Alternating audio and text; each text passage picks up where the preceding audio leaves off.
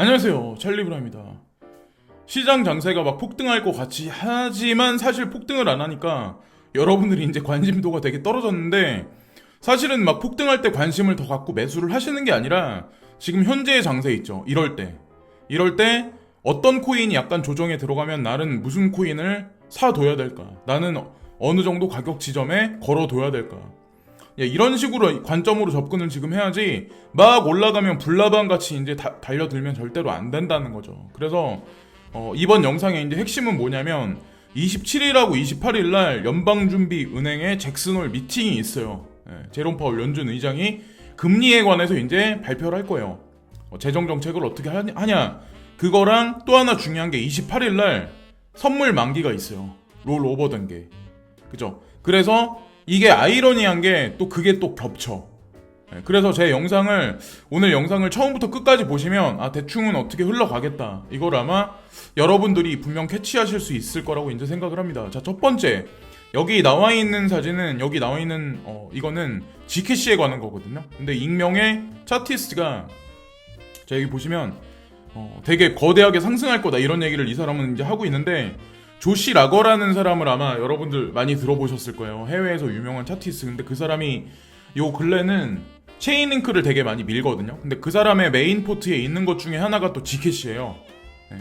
그레이스켈 자산 운용사에도 있고. 근데 한국 사람들은 이 코인에 관해서 매스미디어에서 되게 오랫동안 한 2년간에 걸쳐서 이 코인 상장 폐지된다 막 이런 얘기를 하니까 겁을 먹고 있는 사람들이 되게 많은데, 그레이스켈 자산 운용사에 장식으로 올려가 있는 코인이 아니라는 거죠. 베리 실버트가 바보라서. 저도 마찬가지예요. 저도 비중이 GKC가 작지가 않아. 그래서 전 언제나 말씀드리잖아요. 대중하고 똑같이 하면 돈을 못 번다. 자, 이 사람이 얘기하는 거는 520달러 정도까지 올라갈 거다라는 얘기를 하는데, 올해 말을 지나서 내년 상반기까지 보자, 이런 얘기를 지금 하고 있어요. 그래서 참고로 11월 25일인가 그 언저리에서 밤감기에 들어가요. GKC도. 그리고 제한된 수량이 2100만 개예요. 그래서 저도 이제 지속적으로 지금 홀딩을 하고 있는 거고. 자, 비트코인 도미넌스가 어떻게 진행될 것 같은가, 또 이건 어떤 차티스가 올려놨는데, 올라갈 거라는 얘기 하는 게 아니라 이거는 역으로 보는 거예요. 거꾸로 보는 거예요. 이 사람이 이제 차트를 그렇게 그렸는데, 차트를 거꾸로 그릴 때도 있거든요. 보통 이런 전문적인 차티스들은 그런 거를 이제 간간히 하더라고요. 근데 이 사람이 말을 하는 게 뭐냐면, 10월 초까지 그 정도까지는 그러니까 지속적으로 계속 떨어질 가능성이 있다라는 얘기를 해요. 비트코인 도미넌스가 떨어져가지고 49 정도까지 떨어질 가능성도 있다라는 얘기를 하거든요. 지금 현재 상태가 61, 이 언저리인데 여기까지 떨어질 정도까지라고 얘기를 하면 이 사람이 희망사항일 수도 있지만, 알트코인 시총 높은 게 올라줘야 이 사람 말하는 희망사항이 완성이 되거든요. 근데 좀 제가 봤을 때 좀 약간 오버페이스하는 경향이 없잖아 있는 차트이긴 한데, 이 사람은 내년 4월까지 비트코인 도미넌스가 좀 많이 떨어질 거는, 그러니까 비트코인이 폭락한다는 얘기하는 게 아니라 알트코인 시총 높은 것들 있죠. 이더리움이라든가 아니면 XRP라든가 비트코인 캐시라든가 이런 코인들 있죠. 라이트코인 이런 것들, 그런 코인들이 많이 상승할 가능성이 있다. 내년 언제까지 이제 이런 얘기를 하는 거죠. 그래서 그냥 이것도 그냥 재미삼아 한번 보시면 될 것 같고. 자, 이거는 사실적인 거에 관해서 날짜적인 관점에서 이제 말씀드리려고 하는데, 카르다노 코인이 여기 보시면 27일, 이번 달 27일 날 프로덕트 업데이트가 얘기돼 있어요. 그래서 이것도 한번 관심 한번 가져보시고. 그리고 트론 클레버 스테이킹이라고 가지고 31일 날 이것도 동작을 하나 봐요. 그래서 트론 가지고 계신 분들 가만히 예의주시해서 보시고. 그리고 큐텀 메인넷이 28일 날 예약돼 있다. 그래서 지금 아직까지 조정 장세에 들어가 있는데 어떻게 될지는 모르겠어요. 저도 아직까지 홀딩을 하고 있거든요. 그냥 이거보다는 훨씬 저가인데 매집을 해놓은 상태라서. 그래서 날짜적인 관점에서 한번 또 말씀을 또 드리고. 자, 이거는 플랜 B에서 나온 차트거든요. 근데 제가 예전에 올해 이번 연도 이제 하반기 끝날 때까지는 비트코인 같은 경우 희망회로를 돌려가지고 2만 달러까지 갈 거야라는 그렇게 말씀하신 분들도 있겠지만, 베리 실버트가 예전에 13,900달러를 요주위에서 봐야 된다라는 얘기를 한번 한 적이 있었어요. 그리고 1,500달러를 한번 언급한 적이 있었는데, 그 사람이 그냥 슬쩍 흘리는 얘기를 저는 항상 기억을 하거든요. 그래서 13,900달러가 어느 시점이냐면 2019년 5월달, 그때 윗꼬리가 길게 말리면서 하락이 시작했을 때, 그때 지점이거든요. 저는 지금 현재 상태가 이게 월봉이에요. 그러니까 보통 보면 저는 주봉도 많이 보고 월봉도 좀 많이 보거든요. 추세를 볼 때. 근데 보통 보면 짜잘짜잘하게 뭐 10분짜리, 5분짜리 막 이런 거 위주로 많이 보시는 분들도 있어요. 근데 저는 이 가상자산 투자는 좀 약간 그거는 좀 비추하거든요. 배제해야 된다고 저는 생각을 하거든요. 그래서 월봉 기준에서 플랜 B에서 얘기하는 거는 13,900달러를 지금 얘기하고 있어요. 그래서 이때는 지금 2019년 5월달부터는 윗꼬리가 지속적으로 길게 말리면서 하락 추세가 있었던 거고, 지금 현재 상태 2020년 지금 들어서는 밑꼬리가 말리기 시작하면서 지속적으로 다지면서 올라가는 지금 현재 시점이라고 보시면 돼요. 그래서 뭐 한 달 정도 아니면은 뭐 이번 달 말부터 다음 달 초까지 조정 장세가 있을지, 아니면 뭐 여기서 횡보를 할지는 모르겠지만 어쨌건 13,900달러를 열어두고 보자는 의미에서 이제 이걸 올린 것 같고, 자, 또 하나 이제 말씀드릴 건 뭐냐면 이더리움. 그러니까 이 사람이 얘기하는 건 뭐냐면 올해 말까지는 아무래도 이더리움 상승률이 비트코인보단 크지 않을까라는 얘기를 지금 하는 거거든요. 그래서 이더리움 같은 경우도 마찬가지 먼슬리로 봤을 때, 자, 2018년 5월달 윗꼬리 말리면서 이때 지점이 850달러거든요. 근데 지금 현재 400달러 근방에 있어요. 지금 현재 상태가. 그러니까 여기서 한 반은 더 올라가야 돼. 그래서 850달러면 제가 예전에도 말씀드렸지만 제가 지난 엄청나게 오래됐을 때 뭐 한 달 전인가 그때 영상에서 아마 11월 달까지 홀딩하자라고 말씀드리고 마지막 목표가가 850달러 정도를 말씀드린 적이 아마 있을 거예요. 이게 하나로 따졌을 때 거의 100만 원 근방이거든요. 그래서 지속적으로 한번 지켜보세요. 어디까지나 올라갈지 모르겠지만 최소한 그 정도까지는 가지 않을까. 지금 현재는 어쨌건 다져서 올라가는 구간이다라고 보시면 되고, 자, 그리고 이거는 좀 약간 큰 관점에서 지금 현재의 장세가 이제 그냥 크게 봤을 땐 그냥 박스권이다 라는 얘기를 하는 거예요. 지금 그래서 뭐 잭슨홀 미팅도 27일, 28일 날 있고 28일 날 이제 선물 만기도 있기 때문에 불안한 시장 장세인 건 사실이긴 하지만, 자, 이 사람이 얘기하는 걸 가만히 보세요. 무슨 얘기냐면 여기서 11,900달러, 11,800달러 요 라인을 뚫으면 12,246달러까지 올라갈 수 있다. 그러니까 진폭의 차이도 얼마 없어요. 그리고 여기서 만약에 까진다고 하더라도 11,200달러까지 까질 가능성이 높다. 그래서 여기서 엄청나게 많이 하락할 거라고 말씀하시는 분들도 있는데, 지금 현재 이제 시장 상황을 아마 보시면 아시겠지만 이 세력이란 사람들이 시장 자체를 그러니까 알트코인들도 다져서 지금 슬금슬금 올려놓고 있는 구간이거든요. 하나하나 펀더멘탈적인 측면을 가감을 하면서. 그래서 저는 그런 생각을 해요. 그냥 홀딩의 관점으로 지금 그냥 접근하고 있고, 어떻게 될지는 일단은 좀 더 추세를 지켜봐야 되고, 자, 이 차트는 좀 유심히 보셔야 되는데, 제가 지난 5년간 이제 추적을 하고 많이 이제 관찰하고 많은 도움을 받았던 차티스트가 있는데, 이 사람 같은 경우는 중장기적 어떤 그 추세도 많이 보지만 스윙의 관점에 있어서는 당연 이제 되게 독보적인 위치에 있는 사람이거든요. 근데 이 사람이 되게 부정적인 거를 어떤 차트를 누가 올렸는데 거기에 하트 표시를 날렸어요. 그래서 제가 이걸 캡처해서 이제 말씀을 드리려고 하는데, 이 사람이 이제 무슨 얘기를 하냐면, 가만히 보세요. 이게 이더리움 차트거든요. 이더리움 차트인데 이 패턴을 가만히 보세요. 그냥 헤드 앤 숄더 패턴이에요. 여기서 떨어지기 시작을 하면. 그래서 이게 떨어지기 시작을 해서 340달러, 그러니까 360달러 근방에서 멈추지 않으면 이게 280달러까지 떨어질 가능성도 있다라는 얘기를 지금 하고 있어요. 그래서 어떻게 될지는 모르겠지만 여기까지는 가지 않을 가능성이 높고 여기서 멈출 가능성이 높다라고 이제 저는 개인적으로 생각을 하거든요. 그래서 뭐 어떻게 진행될지 한번 지켜봐야죠. 뭐 누가 100% 보장할 수 있는 어떤 그런 게 누가 있겠어요. 자, 마세리에 이게 나온 건데 제로엑스에 관해서 제가 한동안 말씀을 많이 드린 적이 아마 있을 거예요. 그래서 지금도 이제 추매를 하고 계신 분들이 있겠지만 어느 시점까지는 좀 추매를 자제하는 게 좋지 않을까, 이번 주 들어서는.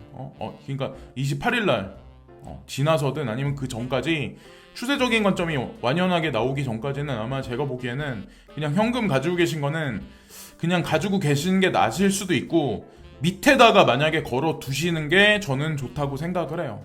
공격적인 어떤 투자 자세보다는. 자, 근데 어쨌건 제로엑스가 가장 많이 상위 포지션에 지금 모든 와이파이 관련된 어떤 블록체인 회사들보다 넘버원으로 지금 앞장서서 있다. 이걸 말씀드리려고 이제 보여드리는 거고, 만약에 전 세계에서 비트코인 관련해서 ETF가 첫 번째로 탄생이 된다면 저는 그레이스켈 자산 운용사의 GBTC가 되지 않을까라고 말씀을 드렸잖아요.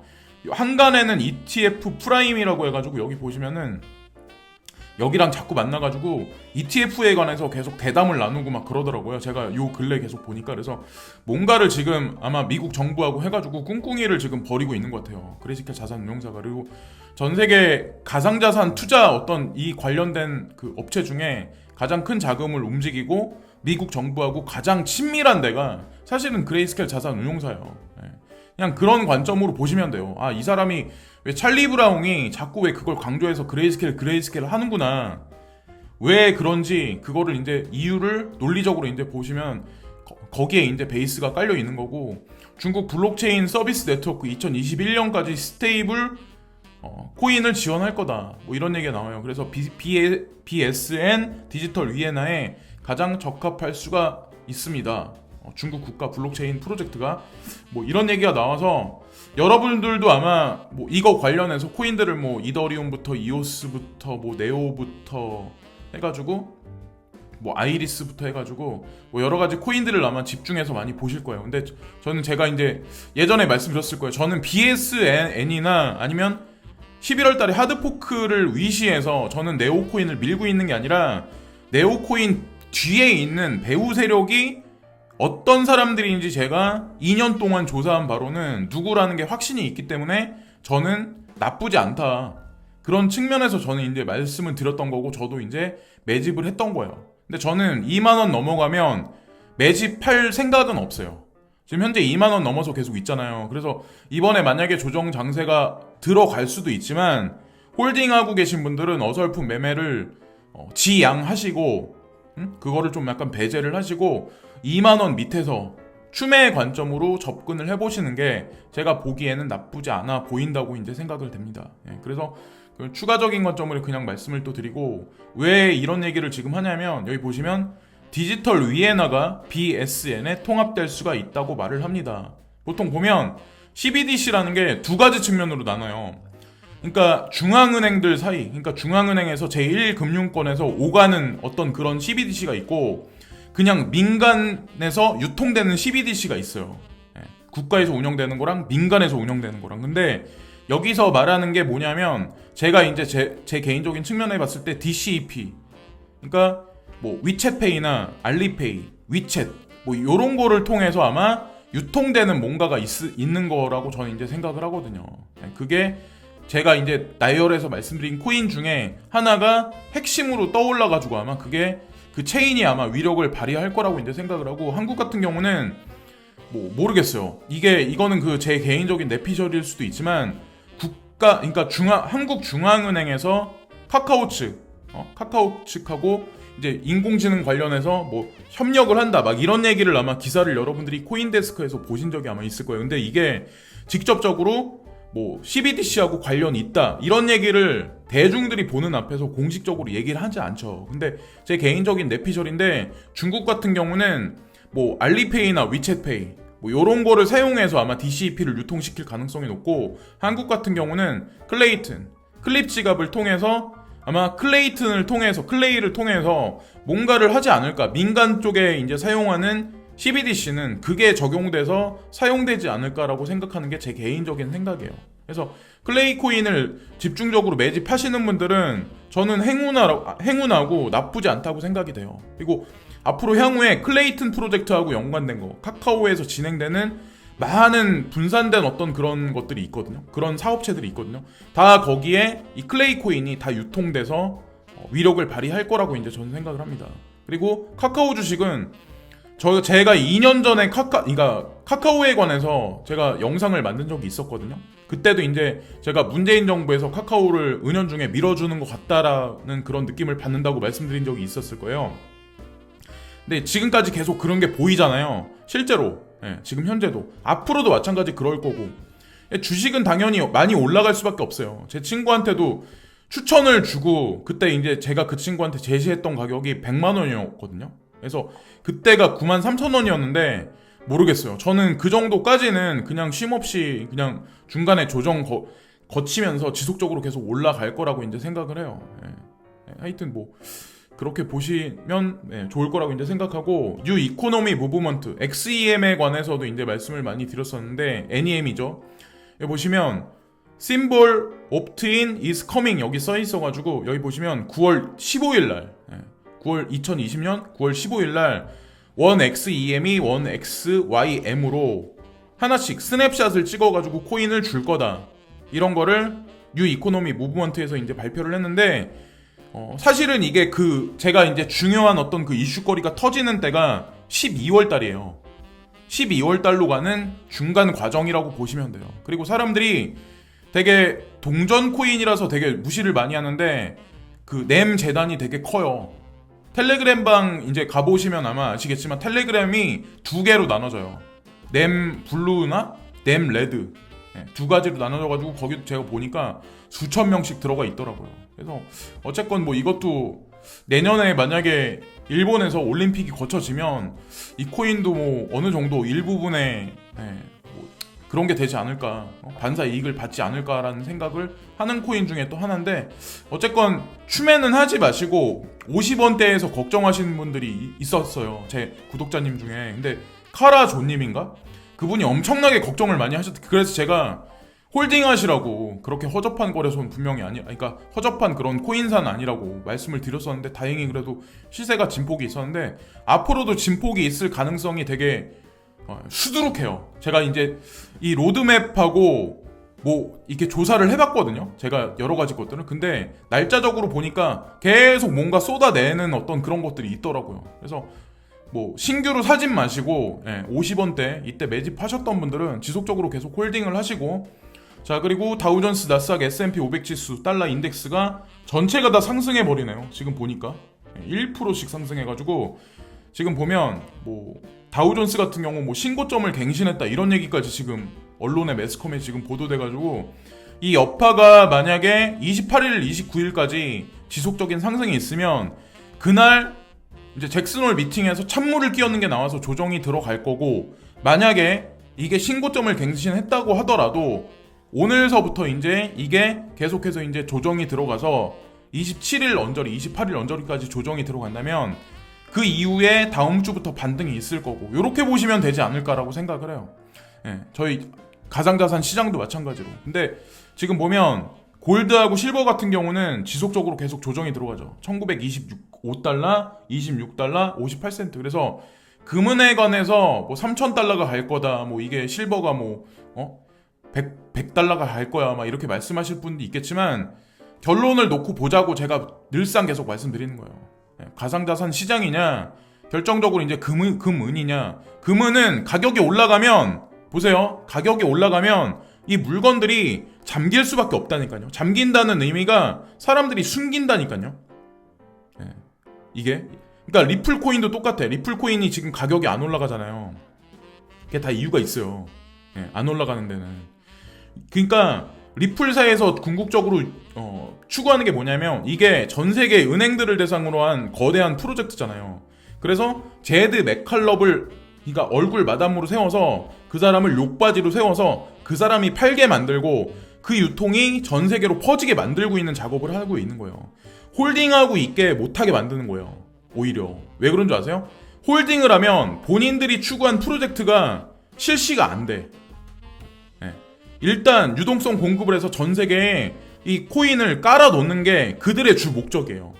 코인이 어느 정도 깔아져야 그 다음부터 코인을 유통시키고 거기 이제 프로젝트를 대입을 시키면서 가격을 올리겠죠. 근데 지금은 그게 아니라니까요. 가격이 여기서 올라가잖아요. 그럼 어떻게 될 것 같아요? 제드 맥칼럽이 던지면 계속 누군가가 고점에서 계속 받아먹어. 그러면서 계속 유통은 안 되고 어딘가에서 막혀버려.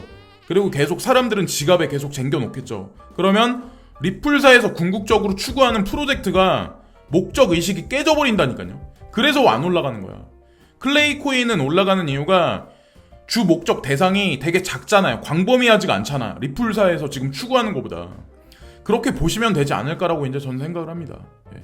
뭐 기술적인 건 모르겠어요. 근데 제가 느낌적인 느낌으로 그냥 캐치하기에는 그렇게 느낌이 저한테 이제 와닿아가지고 그냥 말씀을 드린 거고, 연준이 선물 및 펀더멘탈, 이번 주 비트코인에서 주목해야 할 5가지 사항.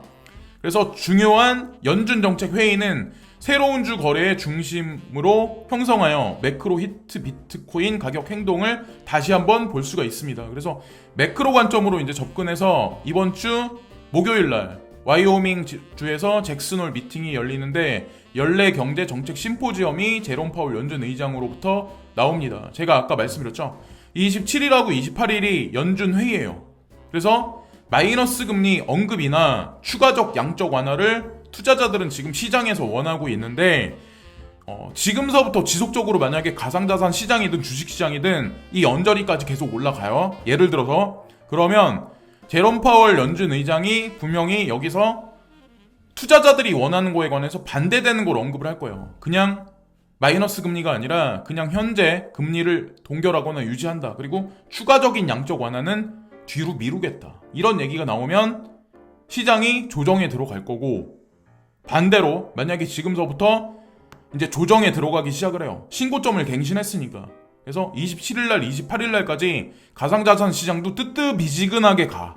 조정이 좀 깊어지면서. 그러면 잭슨홀 미팅에서 이번에 나오는 제롬 파월 연준 의장이 요거대로 만약에 말을 한다면 그 다음서부터 다음 주부터 올라가기 시작을 한다는 거죠. 뻔한 거예요. 이거는 제가 보기에는 그냥 뭐 어렵게 생각할 필요 없어요. 제가 아마 말씀드린 게 아마 맞을 거예요. 그리고 어떤 사람들은 코로나 사태로 경제가 붕괴 중인데 금리 인상 발언할 수도 있다는 얘기를 하는데, 보통 연준에서는 금리에 관해서 정책 기조를 피잖아요. 그러면 중간에 말바꿈을 잘 안 해요. 올리기 시작하면 지속적으로 계속 올라가는 거를 얘기하고, 내리기 시작하면 내린다는 얘기하거나 아니면 그냥 기조 유지한다는 얘기를 되게 많이 하거든요. 근데 지금 전 세계 실물 경제가 붕괴되고 사람들이 지금 빚 얻어가지고 대출자가 더 많고 모기지도 못 갚는 사람이 많은데, 여기서 금리 인상 발언한다는 얘기는 너네 다 죽자, 너네 다 죽어라, 나도 같이 죽자, 이런 얘기밖에 안 되는 거예요. 그러니까 이거는 말도 안 되는 얘기예요. 금리 인상한다는 얘기는. 이건 진짜 경제에 대해서 잘 모르는 사람들이 이제 언급을 하는 거고. 자, 여기 보시면은 이건 비트코인 차트거든요. 이게 아마 비슷하게 나갈 거예요. 여기 보세요. 이것도 마찬가지야. 이 날짜를 보시면 잭슨홀 미팅이랑 아마 연계해서 보시면 돼요. 크립토 와이클이 딱 올린 건데 지금 현재 시점이 여기에요. 이게 1번이고 이게 2번이에요. 보시면 슬금슬금 올라간다. 그러면 28일하고 29일이 요 구간이거든요. 네? 그러면 여기서부터 별로 떨떠름한 어떤 그런 정책이 나온다. 투자자 입장에서. 그러면 여기서 이제 조정에 들어가는 거고, 반대로 오늘서부터 하락에 들어가요. 비트코인이. 그러면 여기서 진폭이 있으면서 여기가 27, 28 지점이에요. 그럼 여기서부터 이제 상승에 들어갈 가능성이 있다. 그냥 이렇게 보시면 돼요. 그래서 오늘 밤하고 내일 정도에 결정을 아마 내리시면 될 거예요. 이걸 뭐 걱정하실 필요가 전 많이 없다고 생각하거든요. 뻔한 얘기라서. 그리고 해시율이 되게 아이러니한 건 뭐냐면, 지금 보세요. 지난 7일 동안 약 8% 감소했다. 근데 현재 초당 119액 사시를 돌고 있다. 네, 여기 보시면 해시레이트가 119. 근데 지금 보면 해시레이트는 감소하고 있는데 가격은 올라가. 비이성적이라는 거죠. 이것도 사실 말이 안 되는 거예요. 이것도 약간 오류가 있는 거고. 자, 여기 보시면 드디어 이제 메인이 나오죠. 7억 3천만 달러의 옵션 만료가 될 거다. 그래서 여기 보시면 옵션 만료가 8월 28일 만료가 될 거다. 그래서 여기서 이게 어떻게 결정되냐에 따라서 이제 향후 추세가 이제 결정될 가능성이 높다. 뭐 이런 얘기를 지금 하고 있는 거죠. 그래서 그리고 비트 스탬프는 8년의 운영 후 런던을 떠난다. 이런 뉴스가 나와서 제가 이제 좀 큰 그림에서 한 가지 말씀드릴 게 있어서 말씀드리려고 하는데, 비트 스탬프가 누구 건가요? 넥슨 거예요. 넥슨이 코빗 거래소랑 비트 스탬프 두 거래소의 주인이에요. 근데 런던이 유럽에서는 원래 금융의 중심이잖아요. 근데 그거 아세요? 원래 런던에 있었던 많은 은행들이 룩셈부르크로 되게 많이 떠났어요. 노딜 브렉시트가 벌어지기 시작을 하면서. 그러니까 브렉시트가 벌어지기 시작하면서 이제 그렇게 됐는데, 영국이란 나라도 사실 홍콩과 같이 껍데기밖에 안 남은 지금 현재의 시점이에요. 네. 아마 아시는 분들은 아마 아실 거예요. 세계에서 가장 오래되고 가장 큰 암호화폐 거래소 중 하나인 비트스탬프는 영국에서 사업을 룩셈부르크로 이전하는 것으로 알려졌습니다. 룩셈부르크로 벌써 몇 년 전서부터 중요한 금융 기업들은, 그러니까 영국에서, 런던에서 룩셈부르크로 많이 옮겨가 있는 상태예요. 이미. 그래서 그냥 영국은 지금 그냥 껍데기라고 보시면 되고, 그러니까 아시아 같은 경우 지금 어떤 일이 있냐면 홍콩이라는 데 있죠. 홍콩이 원래 아시아 금융의 핵심 허브잖아요. 다들 그렇게 알고 계실 거였는데, 이번에 중국하고의 어떤 그런 사태 때문에 홍콩이 빈 껍데기가 된 게 아니라 원래서부터 이런 일이 발생되기 전부터 지난 몇 년간에 5년간에 걸쳐서 홍콩을 버리고 싱가폴로 되게 많이 이전을 했어요. 다국적 기업들이. 이거는 여러분들이 그걸 그러니까 뉴스를 조사해보면 아마 아실 거예요. 근데 영국에 제가 되게 아이러니하게 생각하는 게 뭐냐면, 중국에서 알리바바에서 많은 돈을 벌었는데 그 돈들이 뭉쳐가지고 엔트파이낸셜을 만들어내요. 근데 그 엔트파이낸셜이 자리를 잡은 데가 싱가포르예요. 네. 그러니까 유럽 쪽에서는 룩셈부르크로 옮겨갔고, 네? 금융의 핵심이, 자 그러면 이게 선이 그어져요. 아시아 쪽하고 이쪽하고. 근데 아시아 쪽에서는 홍콩이 껍데기만 남고 싱가포르 가요. 근데 싱가포르가 지리적 위치를 따졌을 때 홍콩하고는 약간 틀려. 홍콩은 아시아의 금융 허브인 거고 명칭적으로, 싱가포르는 지금 보면 딱 중간이에요. 웨스턴과 아시아 사람들이 동시에 거래하고 왕래를 되게 쉽게 할 수 있는 딱 중간 위치예요. 되게 아이러니하지 않으세요? 신기하지 않으세요, 여러분들? 그래서 제가 비트코인 캐시에 관해서 자꾸 언급을 했던 이유가 사실은 여기랑 사실 연관이 돼 있어. 비트닷컴이라는 거래소를 싱가포르의 우지안이가 런칭을 시키잖아요. 그죠? 근데 엔트파이낸셜이 여기 또 들어가 있어. 싱가포르란 나라가 웨스턴 자금이 들락날락거리는 데고, 아시아계 중국계 자금이 들락날락거리는 데요. 그러니까 이게 그냥 싱가포르가 아니라 사실은 지금 현재 상태가 제가 개인적으로 보기에는 중국영이라고 보시면 돼요. 언어도 사람들이 영어를 많이 쓰는데 중국어도 되게 많이 써요. 가만히 여러분들 좀 유연하게 한번 생각을 해보세요. 그럼 딱 답이 대충 아마 정답을 찾으실 수 있을 거라 생각을 합니다. 바이낸스 인도 디파이 생태계를 위한 새로운 해커톤 및 엑셀레이터 출시. 그러니까 바이낸스가 뭐 대단하다 이런 걸 말씀드리려고 하는 게 아니라, 인도에 지금 들어가서 거래소도 뭐 운영하고, 제페이 관련해서 뭐 거래소도 운영하고, 디파이 생태계도 접수해가지고 막 이런 식으로 지금 하고 있는데, 되게 잘 본 거죠. 창펑자오가. 인도가 여러분들 아마 조사해보시면 아마 아시겠지만 2030년까지 GDP, GNP가 엄청나게 빠르게 올라갈 거예요. 다른 어떤 나라들보다. 북미하고 북미 쪽 같은 데 있죠. 유럽이나 그런데 사람들 지금 현재 상태 생산적인 거 많이 없어요. 지금 계속 인구 노후되고 인구는 지속적으로 감소될 가능성이 높아. 전 세계에서 평균적으로 가장 나이 어린 사람이 가장 많은 국가가 어디냐면 인도예요. 가장 나이가 어려. 거기다가 인구 쪽수도 많고. 거기다가 영어권이야. 그죠? 아프리카 쪽에서는 남아프리카 공화국. 지금서부터 10년 전에 되게 많이 들어갔어요. 이미. 유럽계 자금이 남아프리카 공화국 쪽으로 되게 많이 들어갔었고, 그리고 영국계 자금, 그리고 북미 쪽 자금하고 중국계 자금도 10년 전부터 인도에 되게 많이 들어갔었어요. 그 성과가 아마 나타나기 시작을 하겠죠. 앞으로 10년간에. 자, 그리고 유투데이에 리플 관련해서 하나 뉴스가 나왔는데, 리플 레지스터 브랜드의 새로운 상표 응용 프로그램 세부 정보다. 그래서 제가 이제 찾다가 되게 희한한 게 있어가지고 말씀드리려고 하는데, 리플 임팩트라는 상표 등록을 한 가지 하고 리플렉스라는 상표 등록을 했어요. 이 두 개가 다른 거예요. 성격적으로 이제 틀린 게. 그래서 제가 한편으로 생각을 하기에 뭔가 사업을 벌이려고 하나? 리플사에서? 이런 생각을 하거든요. 그래서 이거 뭐 어떻게 될지 모르겠지만 리플을 전문적으로 이제 다루시는 어떤 그런 분들이 조사를 잘 해가지고 이제 영상을 잘 만들어 주시겠죠.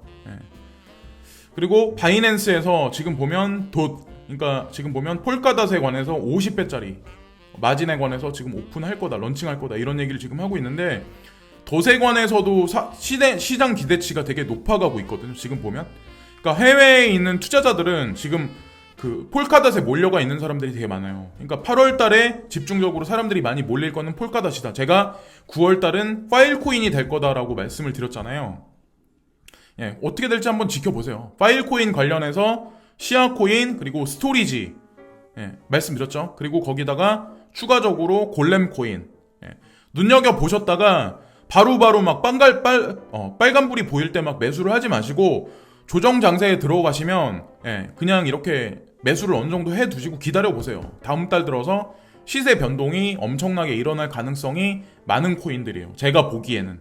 근데 아직까지 지금 일어난 펌핑은 제가 보기에는 그냥 테스트? 약간 장난질이고 진짜 펌핑이 일어나면 장난 아닐 거라는 생각을 하는 코인들 중에 이제 그 세 가지가 있는 거고 오늘 아침에 그레이스케일 자산운용사 포트폴리오인데 뭐 변동성은 많이 없어요. 지속적으로 계속 뭐 까지고 있고 지캐시는 소폭의 반등이 있고 호라이젠은 엄청나게 많이 요즘에도 계속해서 하락을 하고 있죠. 저한테 이제 호라이젠 코인에 관해서 걱정되셔가지고 이제 물어보시는 분들이 있는데 우리 대중들은 당연히 내가 산 코인이 가격이 떨어지면 걱정을 할 수밖에 없어요. 저도 이해는 해. 근데 제가 한 가지만 말씀을 드릴게요. 그레이스케일 자산운용사에서 호라이젠 코인을 여기 포트폴리오에 넣었을 때 왜 넣었다고 생각을 하시나요? 혹시 그냥 장식으로 넣었을 것 같으세요? 자, 이더리움 클래식은 여기 들어가 있는 이유가 그냥 장식으로 들어가 있을까요? 자, 라이트코인도 마찬가지. 지캐시, XRP. 특히 XRP도 마찬가지야. 그냥 장식으로 여기 들어가 있을까요? 모든 거를 다 계산해서 다 여기 들어 놓은 거고 호라이젠 코인에 관해서 이제 추가적인 사항을 말씀드리면 전 세계에서 노드를 돌리는데 노드 수가 가장 많은 게 호라이젠 코인이에요. 39,000개가 넘어요.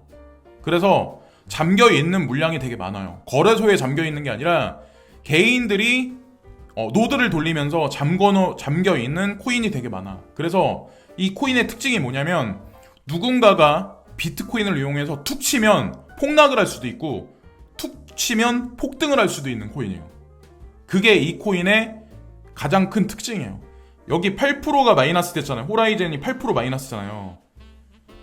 8%가 금방 올라갈 수도 있고 30% 폭등할 수도 있는 코인이 호라이젠이에요.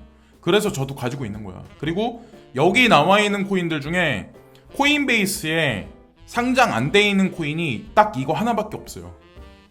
자, DCG하고 디지털 커런시 그룹하고 코인베이스가 무슨 관계예요? 그거 아시죠? DCG하고 코인베이스하고 관계를 보시고 DCG랑 그레이스케일 자산운용사 관계를 보세요. 그러면 가격 갖다 지금 장난을 치고 있잖아요. 베리실버트가. 제가 말씀드리잖아요. 톡 쳐도 올라갈 수 있고 톡 쳐도 폭락할 수 있는 코인이다. 그럼 코인베이스에서 장난질을 얼마나 많이 칠까요? 이 코인이. 그래서 저는 가지고 있는 거예요. 그 다 이유가 있는 거예요. 제가 논리적으로 지금 말씀을 드리잖아요. 이더리움 클래식도 마찬가지야. 해킹 사태가 되게 많이 벌어져. 그죠? 사람들이 지금 벌벌 떨고 있어. 상장 폐지될까봐. 여기 이게 투자 신탁까지 또 올려놨어. 어떻게 될까요? 그러니까 대중이 바라보는 시선으로 코인을 접하면 포트폴리오를 짜면 절대로 안 된다고 저는 이제 말씀을 드리는 거야. XRP도 여기 그냥 장식으로 들어가 있는 게 아니라니까요. G캐시도 마찬가지고. 비트코인 캐시는 뭐 할 말도 없고 이런 거는 뭐 그냥 어차피 그레이스케일도 있고 모건클릭 자산운용사에 공통으로 다 들어가 있는 코인이니까 더 이상 말할 건덕지도 없는 거고 G캐시도 여기 장식으로 이게 뭐 상장 폐지될 거다 이래서 여기 들어가 있는 게 아니라니까요. 시세 분출이 극명하게 뭐 11월 달에 반감기가 들어가면서 그 전부터 일어날 가능성이 있고 만약에 반감기가 들어가기 전까지 시세 분출이 없더라도 그 이후에 지속적인 상승이 있을 만할 거라는 걸 계산해서 여기 집어넣었다고 생각하시면 돼요. 장식으로 있는 게 아니라. 여기 이거를 해가지고 기관 투자가들한테 이 상품을 팔아요. GBTC부터 해가지고. 그죠? 그러면 이득이 나야 본인들도 명성이 있고, 그죠? 사람들이 계속 몰릴 거 아니야. 돈을 투자할 거 아니야. 그죠? 근데 여기 이 그냥 하나하나 넣어서 여기 이름 들어간 코인들이 그냥 아무 생각 없이 넣겠냐는 거죠. 개인의 생각, 개인이 생각하는 그 마인드로 여기 나와 있는 포트폴리오를 뭐 맞다 틀리다를 하지 마시라니까요. 그냥 쫓아가면 돼. 그냥 아무 생각 없이. 예. 지금까지 찰리 브라운이었고요. 예. 지금까지 시청해주신 모든 분들께 진심으로 감사를 드리고 오늘 하루도 즐거운 하루들 되세요. 예. 감사드립니다. 구독과 좋아요 끝으로 부탁드리겠습니다. 감사합니다.